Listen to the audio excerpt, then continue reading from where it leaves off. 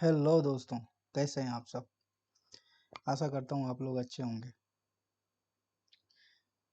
आज जो हम टॉपिक डिस्कस करने वाले हैं, आप देखेंगे तो लिखा हुआ है three tier architecture, AWS three tier architecture. अब आप बोलेंगे AWS थ्री टायर आर्किटेक्चर क्या होता है। तो AWS थ्री टायर आर्किटेक्चर को ब्रीफ करने से पहले मैं एक इम्पोर्टेंट चीज़ बताता हूँ कि आप जब सर्वर क्रिएट करते हैं तो क्या करते हैं। एक VPC लेते हैं, VPC लेने के बाद एक सबनेट लेते हैं, सबनेट लेने के बाद सिक्योरिटी ग्रुप क्रिएट करते हैं, फिर की पेयर लेते हैं। तो आप एक सर्वर लेते हैं और एक सर्वर आपने क्रिएट किया, और एक VPC लेते हैं और एक सबनेटिंग, आप एक सबनेट लेते हैं और आप एक सर्वर क्रिएट कर देते हैं।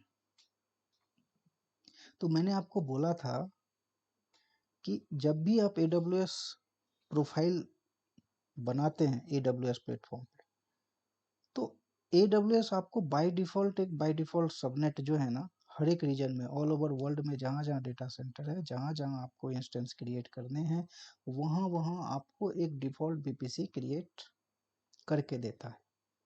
लेकिन क्या आप कभी सोचे हैं कि यदि वो बाय डिफ़ॉल्ट हमें दिया है EC2 क्रिएट करने के लिए, लेकिन जब आप रियल वर्ल्ड और रियल सिनेरियो में जाएंगे तो एक कस्टमर आपके पास आएगा और वो बोलेगा कि हमारे पास 1000 एम्प्लॉय की कंपनी है और हमें एक सर्वर चाहिए और हमारे पास 1000 IP है, इतना आपको दे के चला जाएगा। फिर आप क्या करेंगे, आपको वो 1000 एम्प्लॉय का मतलब क्या हुआ, 1000 लैपटॉप 1000 डेस्कटॉप तो होंगे ना। तो उसको आप कैसे सबनेटिंग करेंगे, वो डोमेन वाइज होगा, हो सकता है एप्लीकेशन सर्वर का होगा, प्रोडक्शन सर्वर होगा, डेवलपमेंट सर्वर होगा, डेटाबेस सर्वर होगा। सभी डोमेन्स जो होंगे अलग अलग डिवाइड होंगे और सबों को हमें IP एलोकेट करनी है।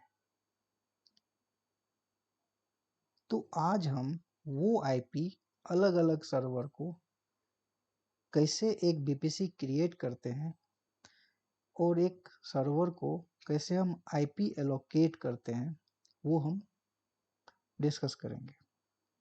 तो आइए देखिए इस डायग्राम में क्या है। इस डायग्राम में आप ये देखेंगे कि हमारे पास एक पब्लिक सबनेट है, सबसे पहले एक VPC है दोस्तों। इस VPC में जैसे मैंने आपको बोला था कि आपके पास एक कस्टमर आएगा और आपको बोलेगा कि हमारे पास 1000 एम्प्लॉय है, 1000 IP है और एक सर्वर चाहिए। तो हम बोलेंगे कि भाई आप ये बताओ कि आपके डोमेन कितने, अलग अलग डोमेन। तो आप सिंपल एक डोमेन मान लीजिए, ये हमारा पब्लिक सबनेट है जिसको पब्लिक यूज करेगा, और इस डोमेन को आप एक फ्लिपकार्ट की वेबसाइट मान के चलिए। ये हमारा पब्लिक सबनेट है सिंपल, जिसको देखिए यहाँ पे मैंने लिखा है web tyre, web application. Web application क्या होता है, जिस पे आप सिंपल सर्च करते हैं, जैसे फ्लिपकार्ट, कुछ भी खरीदना होता है फ्लिपकार्ट की वेबसाइट पे जाते हैं और परचेज करते हैं। और फ्लिपकार्ट की वेबसाइट पे यदि आप जाते हैं परचेज करते हैं तो अगले दिन वो सेल लेके आता है और वो चीज़ें चेंज हो जाती है। यदि एक मोबाइल का दाम आज 10,000 है तो कल उस मोबाइल का दाम 6,000 हो जाती है। तो 6,000 होता है तो वो कैसे होता है, वो प्राइवेट सबनेट पे बैक एंड इंजीनियर, जिसको एप्लीकेशन टायर बोलते हैं, बैक एंड सर्वर, इसी फ्लिपकार्ट का एक बैक एंड सर्वर होगा, इसी फ्लिपकार्ट का एक बैक एंड सर्वर होगा जो ये सब चेंजेस करती है। और जो भी चेंजेस कल थे और आज क्या है, उन सबों का डेटाबेस एक रेडी करता है, जिसको हम लोग डेटाबेस टायर बोलते हैं, जिसको हम लोग प्राइवेट सबनेट 3 यहाँ पे रिप्रेजेंट किया हुआ है। और इस डायग्राम में आप यहाँ पे देखेंगे, यहाँ पे देखिए नेट गेटवे। ये नेट गेटवे दोस्तों ओनली फॉर प्राइवेट सबनेट, जो हमारे बैकएंड के इंजीनियर वर्क कर रहे हैं, जो हमारे डेटाबेस के इंजीनियर वर्क कर रहे हैं, उसके लिए। यदि ये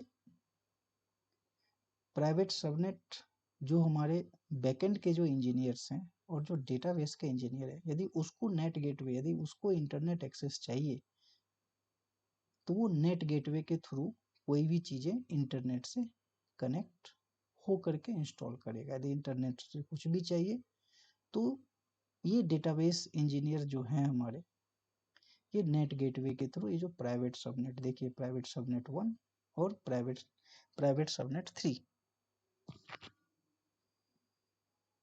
वो नेट गेटवे के थ्रू इंटरनेट को एक्सेस करेंगे। बट इस पब्लिक सबनेट को एक्सेस यदि करना है तो वो इंटरनेट गेटवे से एक्सेस करेगा। और इस पब्लिक सबनेट को कौन एक्सेस करेगा दोस्तों?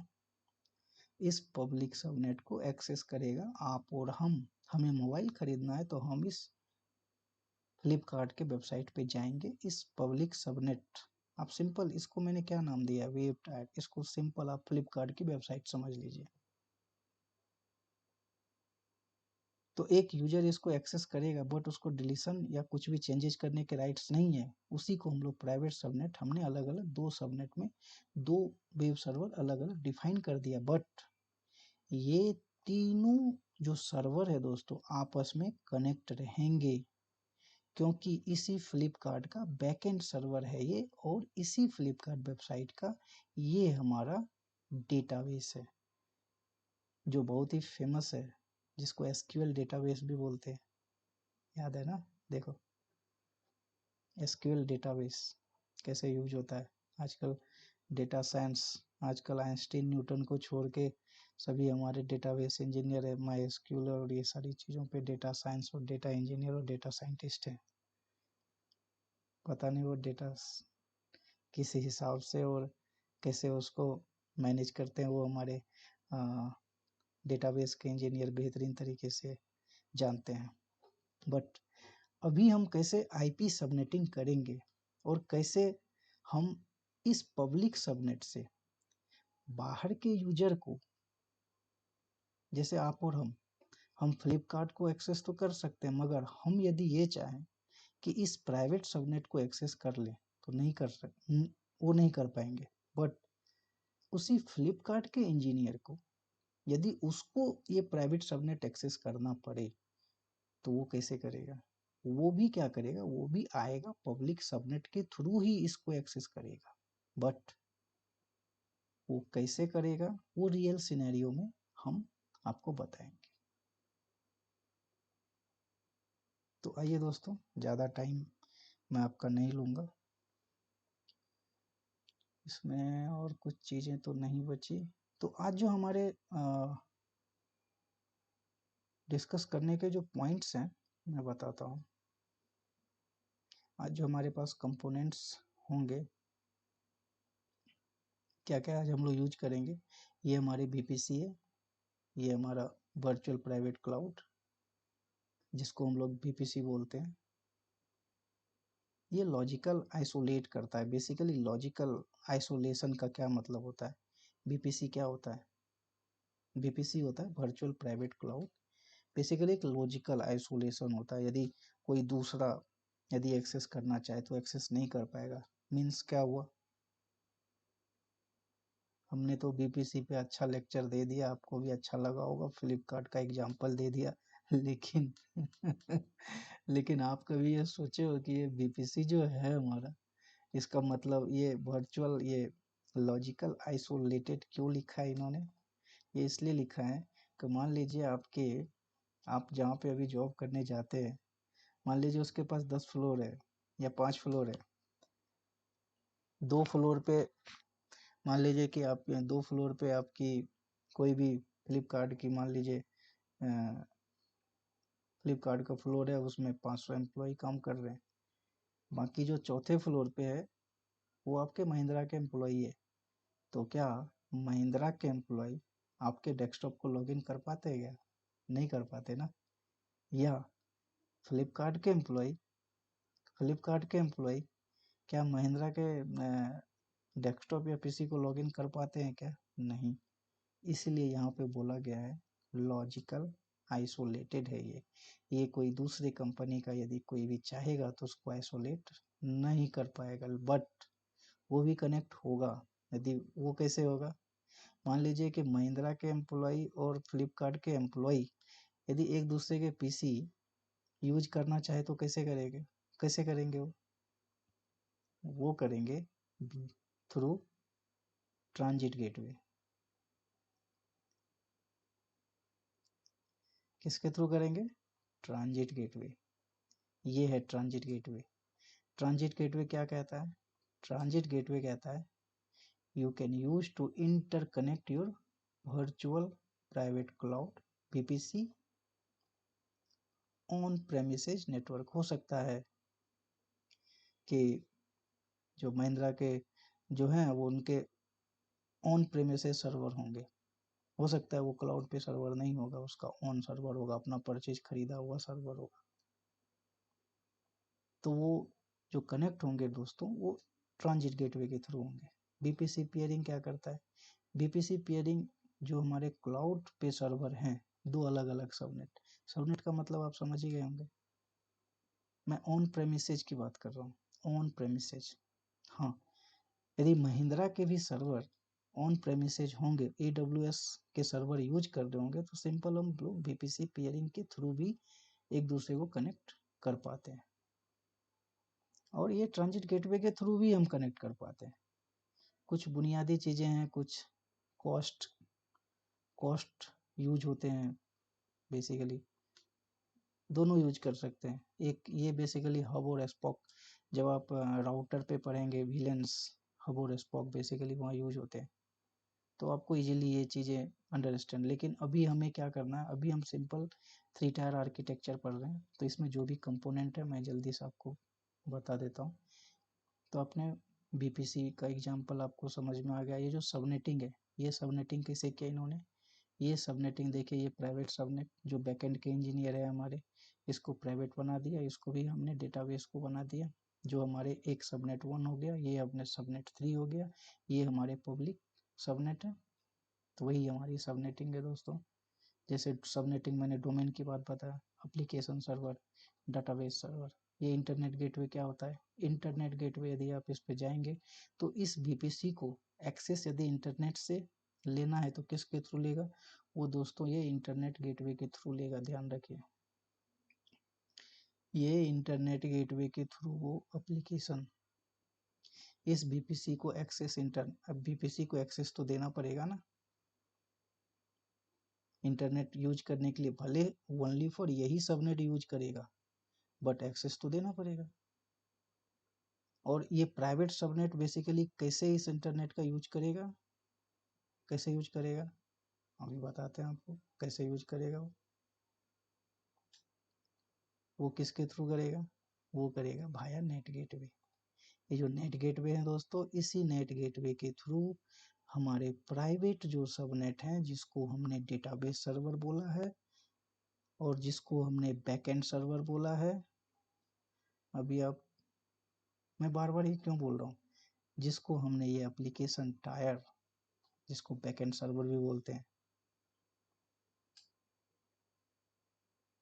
ये नेट गेटवे के थ्रू इस्तेमाल कर पाएंगे। ये इलास्टिक आईपी, ये नेट गेटवे यूज करने के लिए आपको एक स्टैटिक आईपी दी जाती है, जिसके थ्रू हम लोग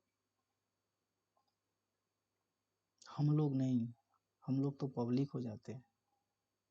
जो हमारे प्राइवेट, जो हमारे डेटाबेस इंजीनियर है वो उसको यूज कर पाए, क्योंकि पब्लिकली हम प्राइवेट सबनेट का एक्सेस नहीं दे पाएंगे। कोई डिलीट करके चला गया तो फिर हम क्या करेंगे?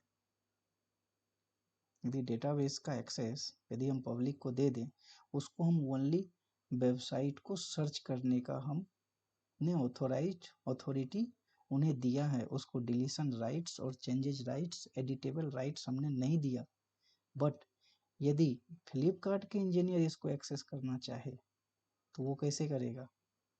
वो भाया internet gateway, not internet gateway, भाया नेट गेटवे, और उसमें एक public IP sorry elastic IP associate होती है इस नेट गेटवे पे, जिसके थ्रू वो एक्सेस कर पाएगा।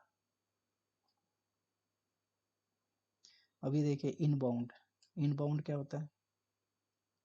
ये इनबाउंड क्या करता है, इंटरनेट आपके सर्वर से कनेक्ट है, जहां पे इंटरनेट, ध्यान से सुनिएगा, इंटरनेट आपके सर्वर से कनेक्ट है, आप इंटरनेट से कनेक्ट नहीं है। मतलब आप यदि ट्रैफिक भेजना चाहे तो वो आउटबाउंड है, बट आपको कुछ इंटरनेट से चाहिए तो वो हमारा इनबाउंड है। बीपीसी पेयरिंग मैंने बताया, ट्रांजिट गेटवे आपको बताया, सिक्योरिटी ग्रुप क्या होता है, सिंपल सिंपल वो इन्वायरमेंट को कंट्रोल करता है, जैसे as a security guard, security guard आपको एक्सेस देता है, आपको आने देता है, क्यों देता है? क्योंकि आपकी आईडी देखता है, उसको पता है ये आईडी इस कंपनी की है, तो आपको अलाउ कर देता है आने के लिए। फायरवॉल, फायरवॉल क्या होता है, एक पार्टिकुलर पोर्ट, जैसे कि एक एम्प्लॉय का आईडी नंबर,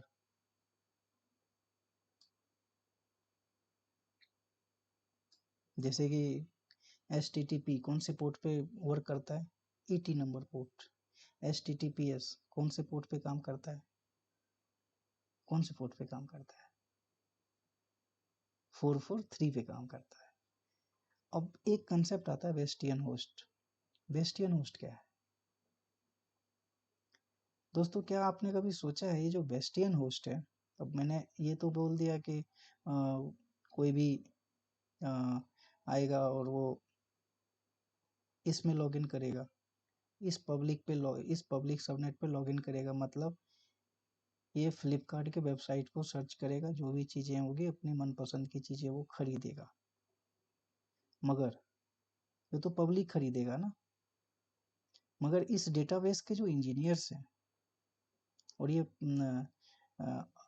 बैकएंड एप्लीकेशन के इंजीनियर और डेटाबेस के इंजीनियर यदि एक्सेस करना चाहेगा तो वो भी तो पब्लिक सबनेट के थ्रू ही तो एक्सेस करेगा, वो क्या करेगा, पब्लिक सबनेट के थ्रू इसको एक्सेस करेगा, ठीक है, इस पब्लिक सबनेट के थ्रू इसको एक्सेस करेगा इस डेटाबेस को, तो क्या होगा, क्या होगा, एक तो कुछ चेंजेस करना चाहे तो वो भी क्या कर रहा है, इस पब्लिक सबनेट के थ्रू ही इसको लॉगिन करके कुछ भी कर रहा है, और हमारे पब्लिक डे टू डे इसको तो फ्लिपकार्ट को तो यूज कर ही रहा है, तो क्या होगा, जो एम्प्लॉई है वो भी इसको इस प्राइवेट सर्वर को यूज करने के लिए पब्लिक सर्वर का यूज कर रहे हैं,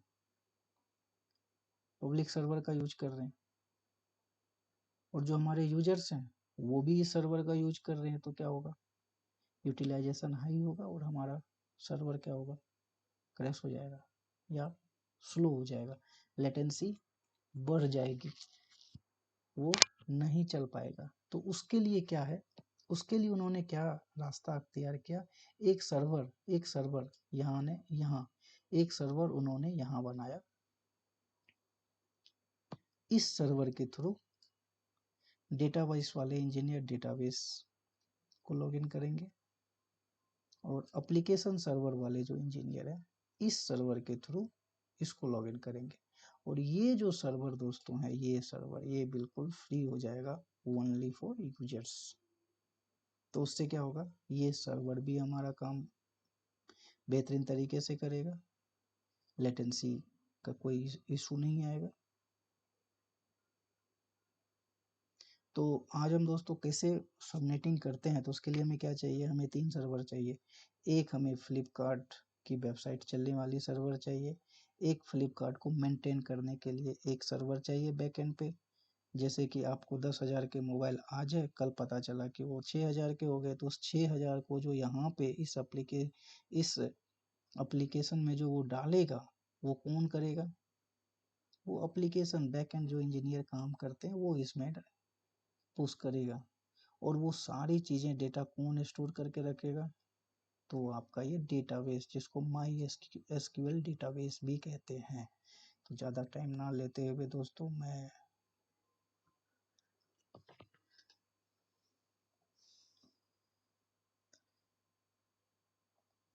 AWS कंसोल पे जाऊंगा और मैं क्रिएट करूंगा 3 सर्वर दोस्तों क्रिएट करूंगा। लेकिन सर्वर क्रिएट करने से पहले हमें बीपीसी क्रिएट करनी पड़ेगी। बीपीसी कैसे क्रिएट करते हैं वो देखते हैं। यहाँ पे देखिए, क्रिएट बीपीसी में जाएंगे। क्रिएट बीपीसी में हम बीपीसी एंड मोर में जाएंगे। क्यों जाएंगे? क्योंकि हमें तीन सर्वर चाहिए, तो हमें 3 सबनेट भी चाहिए। 3 सबनेट चाहिए तो 3 राउट टेबल भी चाहिए। तो यहाँ पे हम लिखेंगे 3 टायर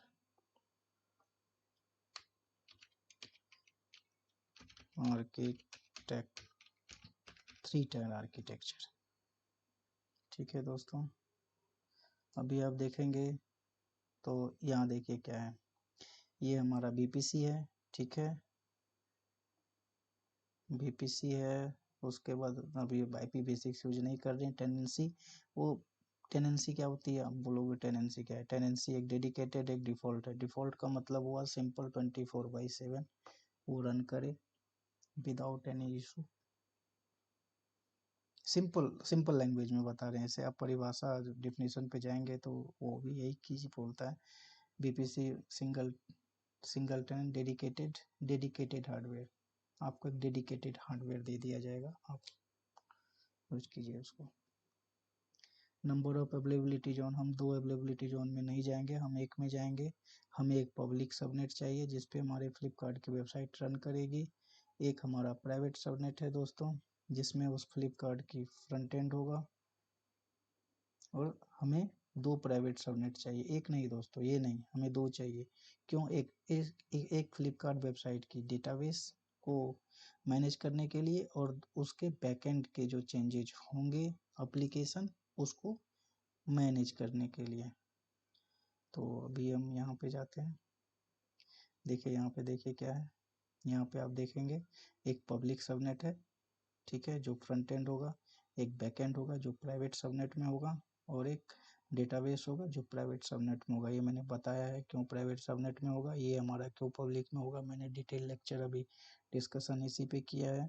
इंटरनेट गेटवे कहाँ से कनेक्ट होगा दोस्तों? पब्लिक सबनेट से कनेक्ट होगा। ये कभी भी प्राइवेट से कनेक्ट नहीं होगा। क्यों नहीं होगा? क्योंकि किसी भी अनवांटेड यूजर को हम प्राइवेट डेटाबेस का और बैकएंड का एक्सेस नहीं दे सकते हैं, क्योंकि वो एडिटेबल राइट्स और डिलीशन राइट्स, कुछ भी डिलीट करके गया तो फिर तो आप गए। तो फिर ये S3 गेटवे हम यूज नहीं करेंगे अभी। और सिंपल डीएनएस होस्ट नेम, अभी डीएनएस होस्ट नेम हम यूज नहीं करेंगे। अनेबल रिजोल्यूशन, अभी डीएनएस हम यूज नहीं करेंगे। सिंपल फिर भी हम बाय डिफॉल्ट ले लेते हैं। डीएनएस का मतलब पता है ना आपको क्या है? जैसे सिंपल www.google.com, जैसे आपके हमारे धोनी साहब GoDaddy, वहाँ से हम लोग क्या करते हैं, डोमेन नेम खरीदते हैं। किसी भी वेबसाइट का नाम यदि खरीदना है तो हम कहाँ जाते हैं? GoDaddy पे जाते हैं। अभी देखेंगे कि होस्टिंगर वाली वेबसाइट बहुत ज़्यादा यूज हो रहा है, होस्टिंगर से खरीदते हैं, GoDaddy से खरीदते हैं। तो अभी हम देखिए, मैंने 3 सबनेट मैंने बीपीसी क्रिएट किए हैं। तो देखिए अभी 3 सबनेट होंगे। देखिए एक प्राइवेट सबनेट, एक पब्लिक सबनेट, और एक प्राइवेट टू डेटाबेस के लिए है। प्राइवेट 1 हमारे बैकएंड एप्लीकेशन के लिए है, पब्लिक हमारे फ्रंट एंड वेबसाइट के लिए है। ये देखिए राउट टेबल भी हमारे पास दोस्तों 3 होगा। तो ये ध्यान रखने का है, जितने सबनेट होंगे उतने ही राउट टेबल होंगे। यदि एक सबनेट है तो एक राउट टेबल होगा। यदि 3 सबनेट एक बीपीसी में 3 सबनेट है तो हमें 3 राउट टेबल बनाने पड़ेंगे। एक इंटरनेट गेटवे अभी मैंने आपको बताया, यदि बाहर की दुनिया से हमें कनेक्ट होना है, इंटरनेट से कनेक्ट होना है, तो हमें इंटरनेट गेटवे क्रिएट करना पड़ेगा। वो मैंने क्रिएट किया। ये हमारी इलास्टिक आईपी। इलास्टिक आईपी क्यों क्रिएट, इलास्टिक आईपी हम क्रिएट करेंगे और एक नेट गेटवे क्रिएट करेंगे। क्यों करेंगे? क्योंकि प्राइवेट सबनेट को यूज करने के लिए प्राइवेट सबनेट को यदि इंटरनेट से एक्सेस करना है तो हमें नेट गेटवे के सहारे हम एक्सेस करेंगे। इसलिए करेंगे क्योंकि बाहर को हमने एक्सेस नहीं दिया है, बट हमारे इंजीनियर्स को रिक्वायरमेंट यदि इंटरनेट की होगी तो वो किससे करेगा, वो नेट गेटवे के थ्रू करेगा दोस्तों। बट ध्यान रखना ये बहुत कॉस्टली होता है, 4-5 मिनट ही यूज करना यदि आप सीखने के पर्पज से यूज करना चाहेंगे तो हम अभी क्या करेंगे, हमने बीपीसी बना दिया है, अभी हम बीपीसी बना दिया है तो अभी हम EC2 क्रिएट करेंगे। EC2 क्रिएट, EC2 और कितने सर्वर दोस्तों क्रिएट करेंगे, हम 3 सर्वर हमें क्रिएट करनी पड़ेगी, हमें 3 सर्वर लॉन्च करने पड़ेंगे दोस्तों। पहला सर्वर पब्लिक, जिसको हम लोग वेब भी बोलेंगे, सिंपल इसको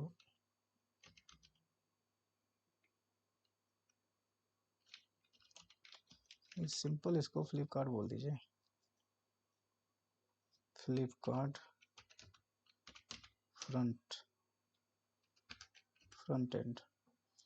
अमेजन AI हम यूज करेंगे, ये हमारा क्रॉस है, ये हमारा क्या है, ये हम OS लिनक्स OS लेंगे, ये हमारा फ्रीटायर यूज करेंगे, ये हम नया अभी क्रिएट करेंगे FLIP फ्लिपकार्ट, ये पैम यूज करेंगे। फिर हम क्या करेंगे, क्रिएट करेंगे, उसके बाद हमने क्रिएट कर दिया यहाँ पे। अब क्या करेंगे, हमने 3 BPC क्रिएट किया है, अभी देखिए डिफ़ॉल्ट नहीं लेंगे, हमने 3 टायर किया है। 3 टायर में हमने क्या किया है, हम पब्लिक सबनेट दोस्तों यूज करेंगे क्योंकि वेबसाइट को हमें चलानी है ना, वेबसाइट को चलानी नहीं है, यूजर्स यूज करेगा तो उसे पब्लिक IP तो देनी पड़ेगी। देखिए एक पब्लिक IP हम अनेबल करेंगे और हम यहाँ पे लॉन्च कर देंगे।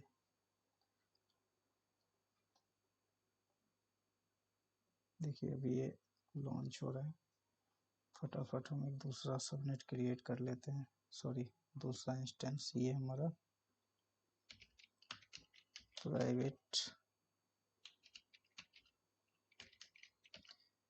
सबनेट 1 लिनक्स लेंगे,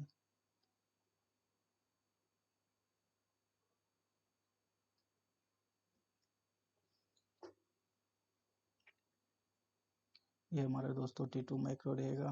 हमने अभी फ्लिपकार्ट की हमने जनरेट किया है। अभी हम यहाँ पे नेटवर्क सेटिंग में जाएंगे। हमने यहाँ पे क्या लिया है दोस्तों, प्राइवेट सबनेट 1 है, तो हम ये 3 टायर BPC लेंगे। ये देखिए प्राइवेट सबनेट 1 हमने लोकेट कर दिया, एग्जिस्टिंग हमने अभी क्रिएट किया था,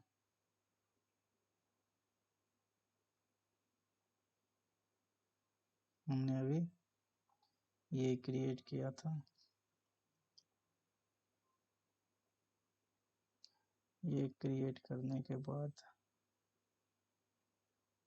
एडवांस कॉन्फ़िगरेशन में क्या रहेगा, कुछ भी नहीं रहेगा क्योंकि पब्लिक IP तो हमारे पास डिसेबल रहेगा। क्यों रहेगा, क्योंकि हमने जो पब्लिक IP दी है दोस्तों, public IP only for front end को देंगे। ये हमने क्रिएट कर दिया। अब हम सिंपल अभी डेटाबेस एक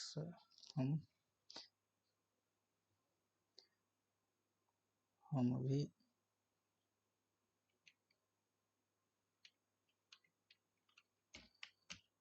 प्राइवेट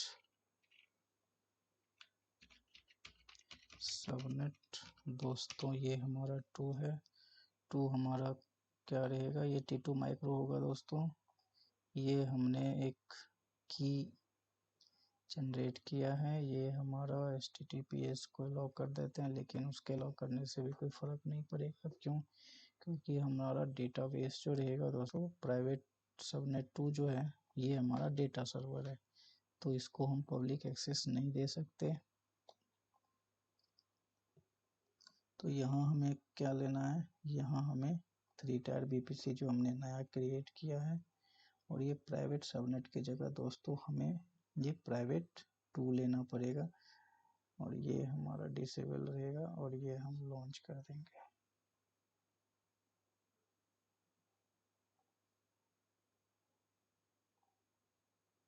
तो यहाँ मैं रनिंग स्टेट में जो है ना दोस्तों, बस वो हमें दिखे।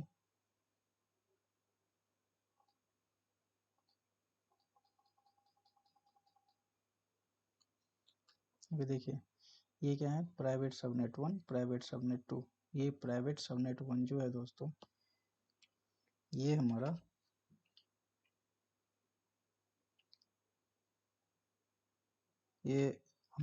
बैकएंड सर्वर है, ये हमारा बैकएंड सर्वर है, ठीक है। तो हम क्या करेंगे, हम ये करेंगे कि हम इस पब्लिक सबनेट के, आप इस पे आप जाएंगे तो हम चाहते हैं ये जो हमारा पब्लिक सबनेट है ना, ये जो हमारा पब्लिक सबनेट है ना, इस पब्लिक सबनेट के थ्रू ये हमारा जो जिसको हमने एक्सेस दिया है ये फ्रंट एंड को, इस फ्रंट एंड से हम क्या चाहते हैं, हम इसको लॉगिन करें सबनेट 1 को, और ये सबनेट 3 को, ये सबनेट प्राइवेट सबनेट 1 और ये प्राइवेट सबनेट 2 जो है इसको लॉगिन करना चाहते हैं। तो कैसे लॉगिन करेंगे, एक तो वो, और दूसरा यदि हम इंस्टॉल करना चाहे कुछ भी तो इसके थ्रू तो हम इंस्टॉल कर सकते हैं, क्योंकि ये इंटरनेट गेटवे से कनेक्ट है। इंटरनेट गेटवे से कनेक्ट है, वो कैसे पता चलेगा दोस्तों कि हमारा इंटरनेट गेटवे से कनेक्ट है,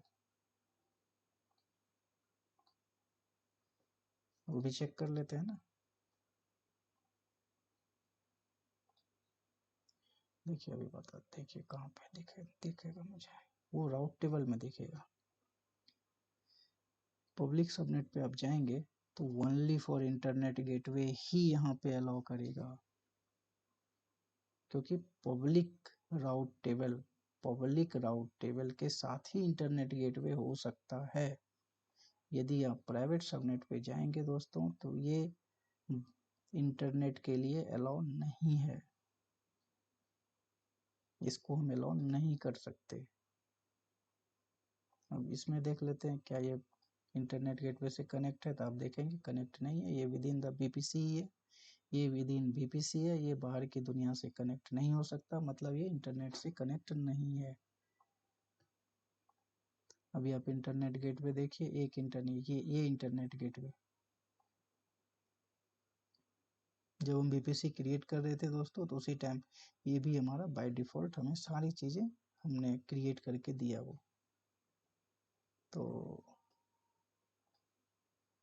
हम सबसे पहले क्या करते हैं, हम इस पब्लिक सबनेट पे जाते हैं और हम कंसोल से कनेक्ट होते हैं, और इस पब्लिक सबनेट से दोस्तों हम एक्सेस करेंगे दोनों प्राइवेट सबनेट को सबसे पहले।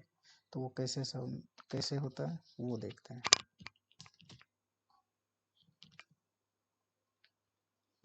तो सबसे पहले क्या करेंगे हम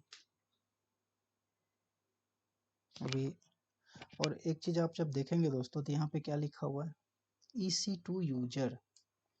हम EC2 यूजर पे काम कर रहे हैं दोस्तों, हमारा जो यूजर है वो EC2 यूजर है, और EC2 यूजर को राइट्स यदि देना है तो हमें sudo करना पड़ेगा। तो सबसे पहले इस सर्वर से, ये हमारा फ्रंट एंड है, front end server, web server, Flipkart server, हम फ्लिपकार्ट सर्वर को हमने लॉगिन किया है दोस्तों, आप सिंपल समझिए। और लॉगिन इसमें तो हम कुछ भी इंस्टॉल कर सकते हैं, जैसे sudo yum install nginx, इसमें हम इंस्टॉल कर सकते हैं। क्यों कर सकते हैं, क्योंकि ये इंटरनेट गेटवे से कनेक्ट है। बट यदि मैं ये देखिए यहाँ पे देखिए ये कनेक्ट का बटन हाईलाइट है, बट यदि मैं इसी प्राइवेट सबनेट को यदि मैं कनेक्ट करना चाहूँ तो ये बटन देखिए हाईलाइट नहीं है। क्यों नहीं है? क्योंकि पब्लिक आईपी हमने असाइन ही नहीं किया इसे, ये कनेक्ट कर ही नहीं सकता कुछ भी, पब्लिक ये कनेक्ट ही नहीं हो सकता, क्योंकि internet gateway only for public IP को हमने असाइन किया है, पब्लिक आईपी हमने अनेबल किया ओनली।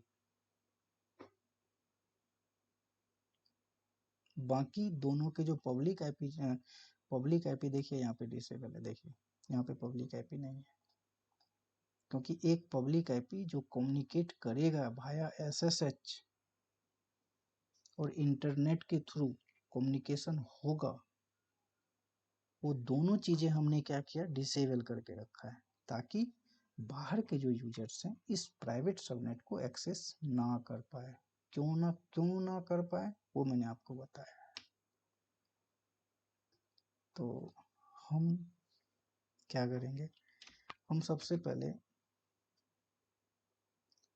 पहले क्या करेंगे दोस्तों कि इस सर्वर से हम प्राइवेट सर्वर को कैसे लॉगिन करते हैं वो देखते हैं।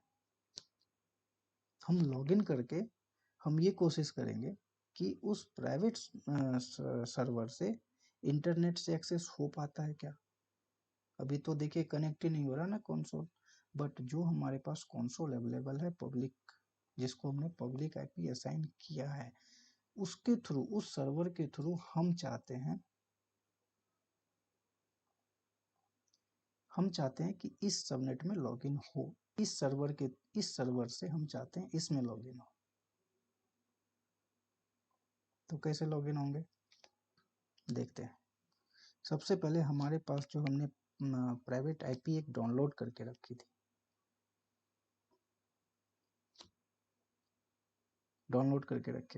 ध्यान होगा आपको। तो हम सबसे पहले उसको कॉपी, जहाँ भी डाउनलोड किया हमने उसको इस सर्वर पे कॉपी करके रख देते हैं। एलएस करके देखते हैं कुछ है क्या, नहीं है, बहुत अच्छी बात है।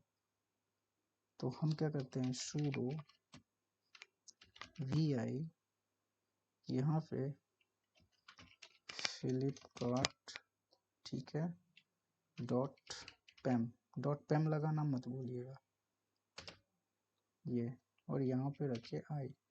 और ये दोस्तों हमने कहाँ डाउनलोड करके रखा है, हमने देखिए ये हमारा फ्लिपकार्ट, देखिए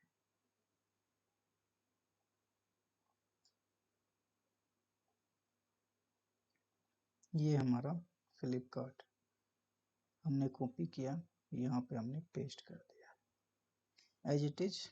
हम क्या करेंगे, escape $WQ एंटर। अभी हम ls करते हैं तो आप क्या देखेंगे, देखिए यहाँ पे, ये देखिए फ्लिपकार्ट की जो की थी हम यहाँ पे इस सर्वर पे लेके आ गए। अब क्या करेंगे, हम इस की के माध्यम से हम ट्राई करेंगे उसमें लॉगिन करने का। तो कैसे लॉगिन करेंगे, बट सबसे पहले इस की को एक्सेस करना पड़ेगा, एक्सेसिबल बनाना पड़ेगा। वो कैसे बनाते हैं, chmod 777, इसको हम कॉपी करेंगे, यहाँ पे पेस्ट करेंगे और एंटर कर देंगे। अभी देखिए यहाँ पे क्या एरर दिया मुझे, ये बोल रहा है परमिशन नहीं है आपको। तो EC2 यूजर को परमिशन नहीं है, बट हम इसको क्या करेंगे, सुपर यूजर बना देंगे। कैसे बनाएंगे, सूडो डाल देंगे, सूडो डाल के हम इसको कॉपी कर लेते हैं।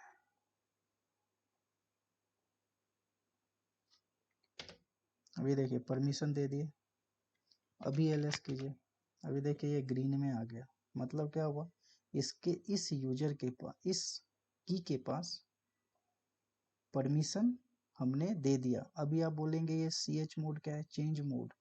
ch मोड का मतलब क्या हुआ, चेंज मोड। चेंज मोड हमने किसका किया, इस की का किया। और ये 7 का मतलब क्या होता है? 7 का मतलब होता है यूजर, ये हमारा ग्रुप होता है, ये यूजर होता है, और एनीवेयर होता है। मतलब इस की का इस्तेमाल जो है ना कोई भी कर सकता है, जो भी आपके मतलब काम कर रहे हैं आपके। अभी ये चेंज मोड बहुत तरीके के होते हैं, जैसे 700 400। अभी जैसे इसी कंसोल पे आप जाएंगे ना तो कनेक्ट कीजिए। अभी आप देखिए यहाँ पे SSH क्लाइंट में जाके देखिए, यहाँ पे देखिए चेंज मोड। इस चेंज मोड का जो मतलब होता है ना, हमने इस फोर का मतलब हुआ कि हमने इस की को इस्तेमाल करने के लिए ओनली फॉर यूजर को हमने एक्सेस दिया है। लेकिन मान लीजिए हमें ग्रुप, मान लीजिए कि वो यूजर है, हमारे पास बहुत सारे मेंबर्स हैं, बहुत सारे मेंबर्स का एक ग्रुप बना दिया, तो वो ग्रुप से भी यदि वो इस्तेमाल करना चाहे तो वो भी यूज कर सकता है। और उस ऑफिस का कोई भी एम्प्लॉय यूज करना चाहे तो यूज कर सकता है।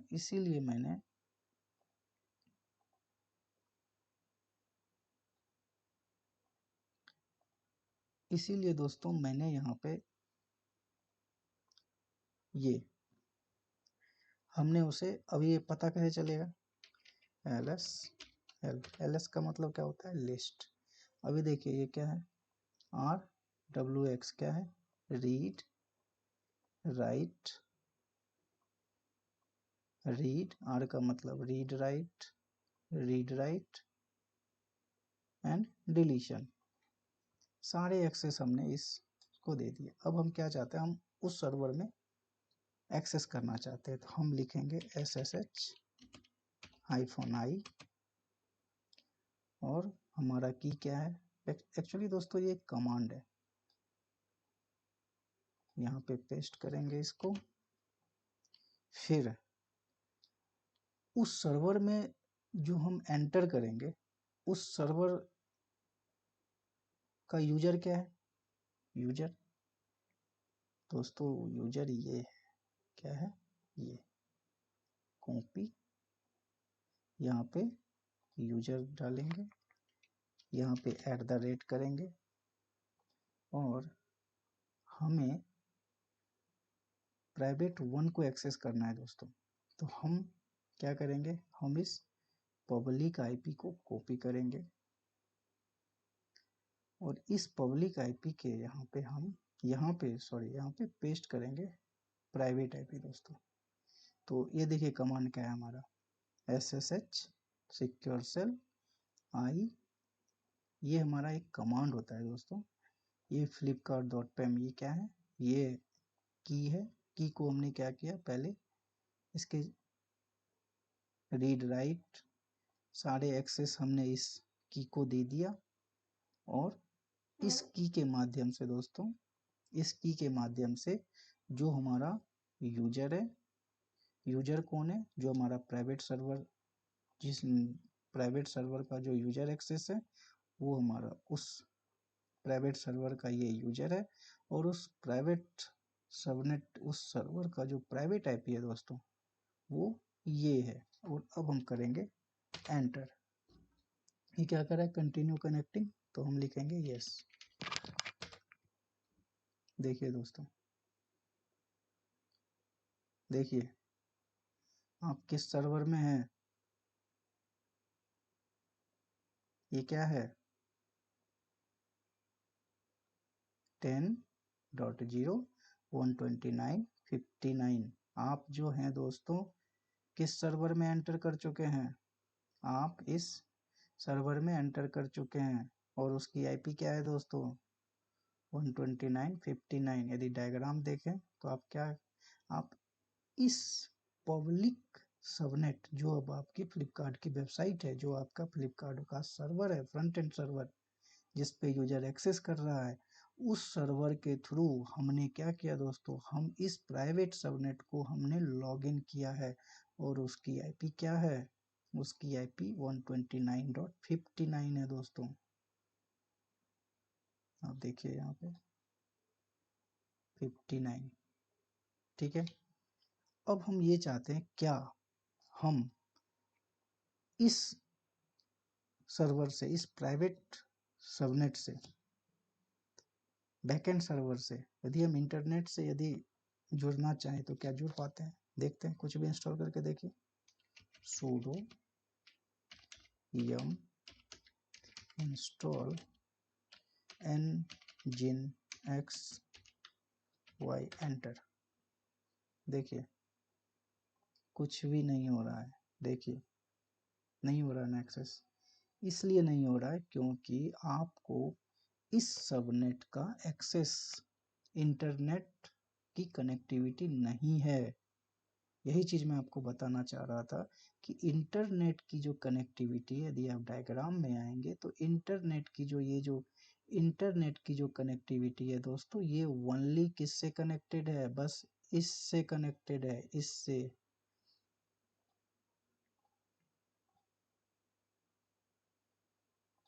देखिए यहाँ पे ये जो इंटरनेट है ना दोस्तों, ये इंटरनेट दोस्तों ओनली किससे कनेक्ट है, बस इससे कनेक्टेड है। ये इस सबनेट से, पब्लिक सबनेट से कनेक्टेड। इसीलिए इस पब्लिक सबनेट से जब मैंने nginx डाउनलोड किया तो हो गया, बट इस सबनेट से हमने इस प्राइवेट सबनेट को लॉगिन किया दोस्तों, तो लॉगिन तो हो गया, बट इस प्राइवेट सबनेट से हम यदि इंटरनेट के थ्रू कुछ भी डाउनलोड करना चाहें तो वो डाउनलोड नहीं हो रहा है। क्यों नहीं हो रहा है, क्योंकि ये इंटरनेट कनेक्टिविटी हमने ओनली पब्लिक सबनेट को दिया है।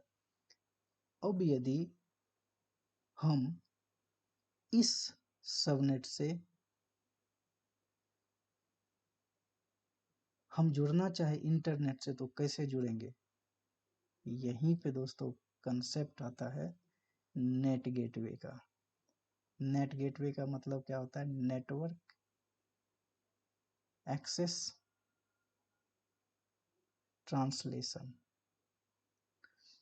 तो इस नेट गेटवे से दोस्तों हम इंटरनेट से जुड़ पाएंगे, बट कोई बाहर का यूजर यदि इस प्राइवेट सबनेट को एक्सेस करना चाहे तो वो नहीं कर पाएगा। बट यदि फ्लिपकार्ट का इंजीनियर इंटरनेट से जुड़ना चाहे तो वो जुड़ सकता है। किसके थ्रू, तो नेट गेटवे के थ्रू दोस्तों। तो देखिए अभी हम कंट्रोल सी कीजिए, ये बंद हो जाएगा। अभी हम एग्जिट होते हैं और जो हमारा दूसरा सबनेट है हम उसमें लॉगिन करते हैं। EXIT exit. अब हम उससे जुड़ते हैं। उसकी आईपी क्या है दोस्तों, यहाँ पे, क्योंकि यूजर तो हमारा EC2 यूजर ही रहेगा। हम इसमें जाते हैं, ये हमारा पब्लिक है, ये प्राइवेट है, ये प्राइवेट 2 में जाते हैं और ये आईपी लेते हैं, कॉपी करते हैं, यहाँ पे पेस्ट करते हैं और एंटर करते हैं और इसको यस करते हैं। देखिए आप एंटर कर चुके हैं 149.76। देखिए दोस्तों 149.76। इस आईपी के माध्यम से दोस्तों आप प्राइवेट सबनेट में जो आपका डेटाबेस सर्वर है आपने लॉगिन कर लिया है। किसके थ्रू लॉगिन किया आपने, इस पब्लिक सबनेट के थ्रू आपने इसमें लॉगिन किया। तो हम चाहते हैं क्या मैं इसे इंटरनेट से जुड़ पाऊंगा क्या, चेक करते हैं। sudo yum install nginx -y। देखिए नहीं हो रहा है ना, देखिए क्यों नहीं हो रहा, इसलिए नहीं हो रहा दोस्तों क्योंकि इंटरनेट की कनेक्टिविटी हमने इसे प्रोवाइड नहीं किया। हमारे पास दो प्राइवेट सबनेट है, एक ये और एक ये, दोनों को हमने इंटरनेट की कनेक्टिविटी नहीं दी है, इसीलिए ये कुछ भी डाउनलोड नहीं कर पा रहा है। बट एक डेटाबेस इंजीनियर को इंटरनेट की रिक्वायरमेंट पड़ेगी तो वो कैसे कर पाएगा, अब वो देखेंगे। तो इसको हम करते हैं क्लोज और बाहर आते हैं।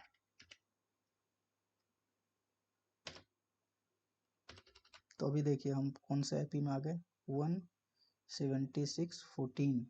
देखिए 176.14 ये पब्लिक आईपी है, ये देखिए, सॉरी ये प्राइवेट आईपी है, और ये प्राइवेट आईपी दोस्तों किसकी है, इस एक फ्लिपकार्ट वेबसाइट जो फ्रंट एंड सर्वर है दोस्तों, इस फ्रंट एंड सर्वर से हमने लॉगिन किया एक डेटाबेस सर्वर को और बैक एंड सर्वर को। तो अभी क्या करते हैं, अभी हम एक नेट गेटवे क्रिएट करेंगे। नेट गेटवे पे आते हैं, नेट गेटवे देखिए, क्रिएट नेट गेटवे, यहाँ पे सिंपल यही डाल दीजिए ना, नेट। अभी देखिए, और यहाँ पे क्या लिखा है, सबनेट, और ये सबनेट कौन सा लेंगे, ये सबनेट आप बताइए कौन सा सबनेट लेंगे इसमें। देखिए यहाँ पे प्राइवेट है, प्राइवेट सबनेट तो हम ले नहीं सकते, क्योंकि प्राइवेट सबनेट यदि लेंगे तो हमें इंटरनेट से तो जुड़ना है ना, और इंटरनेट से जुड़ने का माध्यम तो बस एक ही है, इंटरनेट गेटवे से कनेक्ट होना पड़ेगा। मगर ये नेट गेटवे इंटरनेट गेटवे से इस तरीके से कनेक्ट होगा कि बाहर के यूजर उस प्राइवेट सबनेट को एक्सेस नहीं कर सकता, बट जो डेटाबेस इंजीनियर है वो बाहर की दुनिया से कनेक्ट हो सकता है। तो हम यहाँ पे हमेशा पब्लिक सबनेट जहाँ पे है दोस्तों, वहाँ पे हम वो सबनेट, वहाँ पे हम नेट गेटवे क्रिएट करते हैं। यहाँ पे पब्लिक सबनेट पे हमेशा नेट गेटवे क्रिएट होगा, और यहाँ पे पब्लिक होगा, और यहाँ पे देखिए एलोकेट आईपी, ये देखिए यहाँ पे हम ये जो, ये देखिए ये क्या करेगा, एक इलास्टिक आईपी एलोकेट करेगा। देखिए इलास्टिक आईपी एलोकेटेड आईडी, ये क्या है, assign elastic IP address to the NAT gateway. इस नेट गेटवे को इस्तेमाल करने के लिए हमने एक इलास्टिक आईपी दिया है, जिसको स्टैटिक आईपी भी बोलते हैं।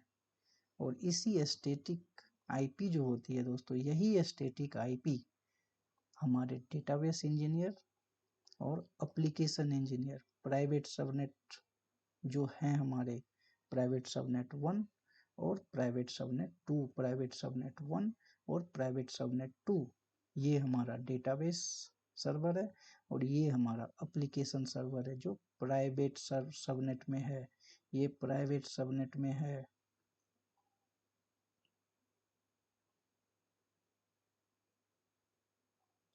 तो इस दोनों को हमने क्या किया, एक इलास्टिक आईपी दिया हमने, और ये नेट गेटवे कहाँ क्रिएट हुआ, नेट गेटवे आप देखेंगे दोस्तों, देखिए ध्यान से देखिए, नेट गेटवे हमारा कहाँ है, देखिए यहाँ पे है, ये देखिए, ये देखिए यहाँ पे, ये हमारा नेट गेटवे है। मैं फ्रेश से बोल लेता हूँ, ये देखिए, ये देखिए, ये इंटरनेट, ये देखिए ये नेट गेटवे, ये नेट गेटवे कहाँ से कनेक्ट होगा, ये नेट गेटवे हमारे इस इंटरनेट से कनेक्ट होगा, और भाया हम कुछ भी इंस्टॉल कर पाएंगे। बट कोई बाहर का यूजर यदि इस डेटाबेस को एक्सेस करना चाहे तो वो यहाँ तो आएगा, बट वो यहाँ भी आएगा, इस नेट गेटवे तक भी आएगा, बट ये नेट गेटवे इस बाहर के यूजर को इस प्राइवेट सबनेट में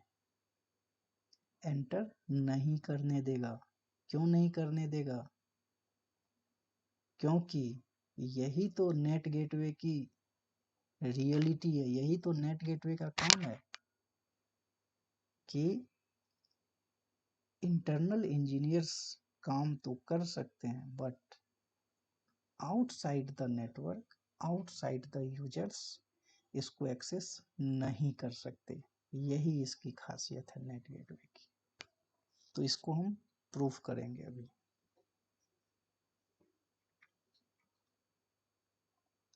तो इसे हम क्रिएट कर देते हैं।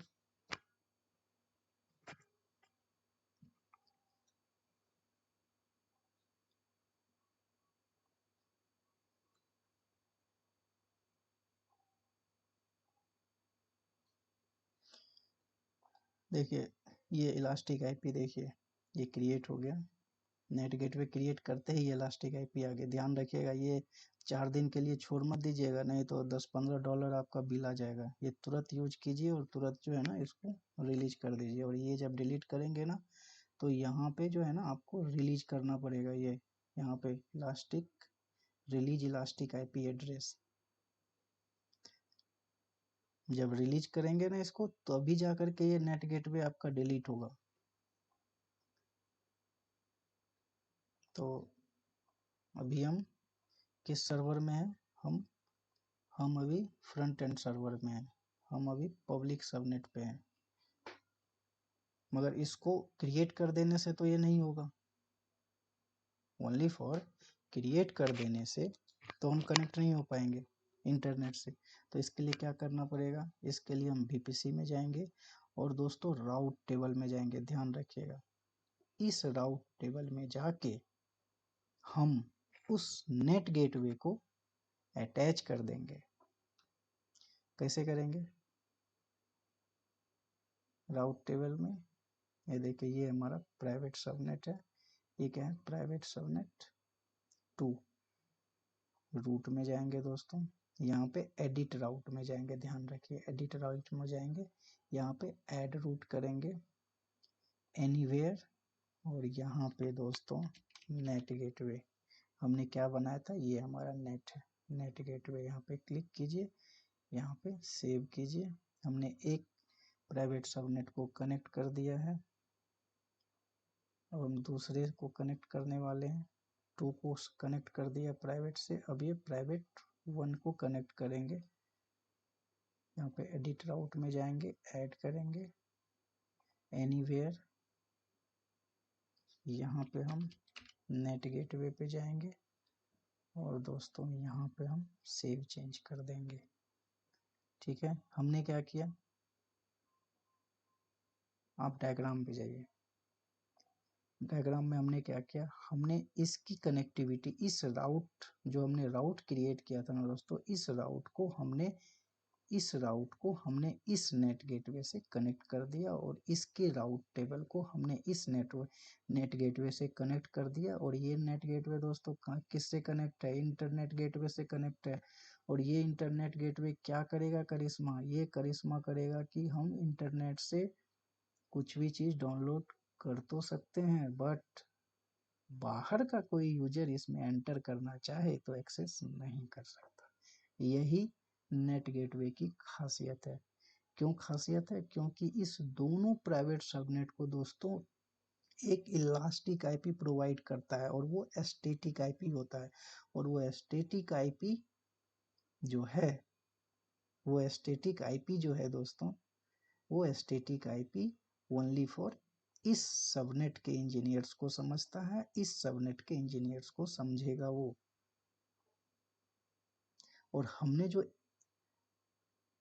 और हमारे बाहर के जो यूजर हैं वो इंटरनेट गेटवे के पास आएंगे तो जरूर, इस नेट गेटवे के पास भी आएंगे, बट उसको ओनली फॉर पब्लिक आईपी का एक्सेस है।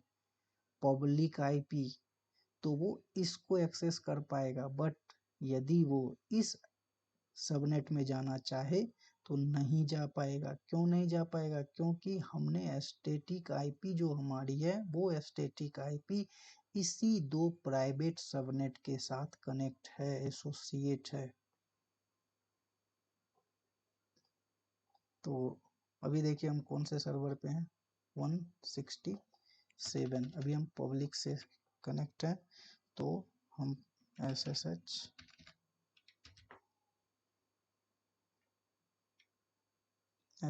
में जाइए। और ये किसकी आईपी है? ये 76 देखते हैं किसकी आईपी है दोस्तों। ये देखिए ये 76, ये डेटाबेस सर्वर की आईपी है। इसको हम करेंगे एंटर। देखिए ये हो गया कनेक्ट। अब हम इसमें इंस्टॉल करते हैं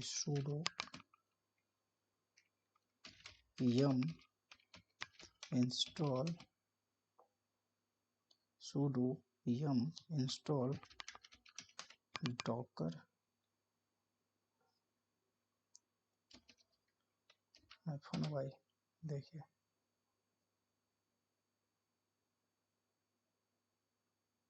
ये दोस्तों, ये देखिए आपका नेट से कनेक्ट हुआ वो, और अभी ये इंस्टॉल भी कर रहा है इंटरनेट से। इंटरनेट से कनेक्ट हुआ और ये डॉकर को इंस्टॉल किया। इससे पहले मैंने बताया था इंस्टॉल हुआ था क्या, नहीं हुआ था। कैसे हुआ? Net gateway, through net gateway. अभी हम क्या करते हैं, इससे एग्जिट होते हैं। अभी हम इस पब्लिक आईपी से कनेक्ट होते हैं। अभी अभी किस में है, देखिए अभी मैंने एग्जिट, इससे मैंने एग्जिट किया। अभी हम दूसरे प्राइवेट सबनेट में जाएंगे। प्राइवेट सबनेट का मतलब क्या, दूसरे प्राइवेट सर्वर पे जाएंगे। इसको क्लिक कीजिए और यहाँ पे दोस्तों पेस्ट कीजिए और एंटर कीजिए। देखिए किसमें है अभी, 129.59। देखिए 129.59। हमने दोनों राउट टेबल को इसके साथ एसोसिएट किया है। अभी हम इंस्टॉल करना चाहे तो क्या, इस प्राइवेट सर्वर से जिसको हमने नेट गेटवे से अटैच किया है, क्या वो कनेक्ट होगा, क्या हम इंस्टॉल कर पाएंगे, वो देखते हैं। Let's see, sudo yum install कर लीजिए, कुछ भी आपकी मर्जी।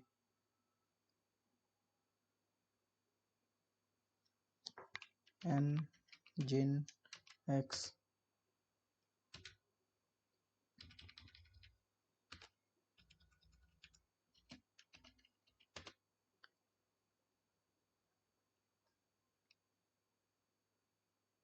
देखिए दोस्तों आपके सामने लाइव, देखिए इस प्राइवेट सबनेट, प्राइवेट सर्वर से, जो हमारा बैकएंड एप्लीकेशन से, बैकएंड सर्वर से, जो इंटरनेट के थ्रू हम इसमें इंस्टॉल कर पाते हैं कुछ भी। बट ये इंटरनेट से इस प्राइवेट सबनेट को कनेक्ट किसने किया, नेट गेटवे। नेट गेटवे क्या किया, एक इलास्टिक आईपी जनरेट किया, और वो इलास्टिक आईपी ओनली दो सबनेट को ये प्रोवाइड किया, दोनों प्राइवेट सबनेट के साथ अटैच किया। और इसकी खासियत क्या है, ये इंटरनेट से कुछ ले तो सकता है, बट यदि कोई चाहे कि हम इसको एक्सेस कर पाए तो वो एक्सेस नहीं कर पाएगा। ये खासियत है नेट गेटवे की। तो ये दोस्तों एक हमारा लेक्चर था जिसमें हमने बहुत सारी चीज़ें कवर की। हमने पब्लिक सबनेट से प्राइवेट सबनेट को कैसे एक्सेस करते हैं वो हमने देखा, इसके क्या क्या कंपोनेंट्स हैं वो हमने देखा। बीसीपी है, वर्चुअल प्राइवेट क्लाउड था, सबनेट था, इंटरनेट गेटवे था, नेट गेटवे था, इलास्टिक आईपी थी, इनबाउंड था, आउटबाउंड था, एसीएल था, पियरिंग था, उसके बाद ट्रांजिट गेटवे था, उसके बाद AWS सिक्योरिटी ग्रुप था, उसके बाद AWS नेटवर्क फायरवॉल था, और बेस्टियन होस्ट।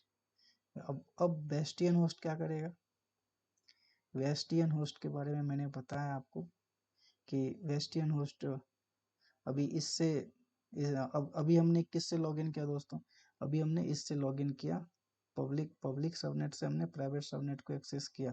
बट अभी अभी बताइए, सारे यूजर इसी सर्वर्स का यूज करेंगे इस प्राइवेट सबनेट में लॉगिन करने के लिए या एक्सेस करने के लिए, तो क्या होगा, ये हैंग हो जाएगा। उसके लिए हम क्या करते हैं, एक और सर्वर यहाँ पे लगाते हैं, और इस सर्वर के थ्रू हम ओनली प्राइवेट सर्वर को एक्सेस करेंगे, इस दो प्राइवेट सर्वर को एक्सेस करेंगे।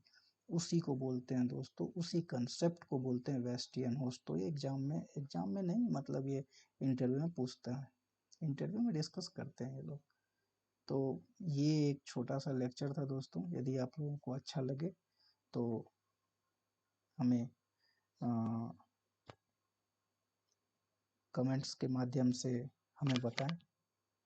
और यदि कुछ भी आपको पढ़ना हो या कुछ भी जानना हो, पढ़ना जानना जो भी आपको समझना हो, तो आप हमें बताएं। हम कोशिश करेंगे कि उसमें लेक्चर लेके आएँ। तो तब तक के लिए हम आपसे विदा चाहते हैं। बट हम जो नेक्स्ट लेक्चर लोड बैलेंसर और इंटरनेट और ऑटो स्केलिंग, उस पे हम लेक्चर लेके आएंगे और लाइव आपको दिखाएंगे कि लोड बैलेंसर कैसे वेबसाइट्स के ट्रैफिक को वो बैलेंस करता है, कैसे लोड को बैलेंस करता है, और ऑटो स्केलिंग कैसे ऑटोमेटिकली एक EC2 इंस्टेंस क्रिएट करेगा इफ यदि CPU यूटिलाइजेशन हमारा 90% से एबव होगा, या किसी वजह से हमारा सर्वर यदि क्रैश हो गया, तो कैसे ऑटो स्केलिंग एक न्यू सर्वर रिक्रिएट करेगा। ये हमारा नेक्स्ट लेक्चर होगा दोस्तों। तो तब तक के लिए हम आपसे विदा चाहते हैं। धन्यवाद।